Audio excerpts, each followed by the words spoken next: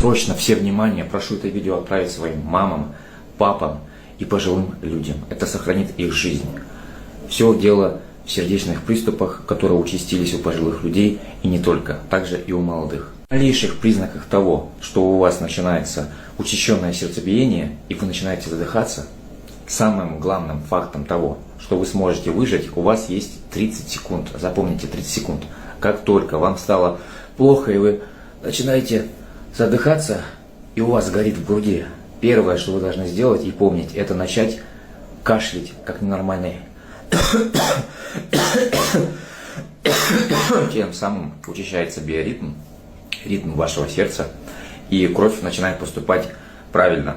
Поэтому это один из самых правильных способов избавиться от такой боли и хотя бы на 50% увеличить вероятность того, что вы сможете выжить и выживете в такой критической ситуации, если вы одни. Обязательно сохраните это видео, поделитесь своими близкими.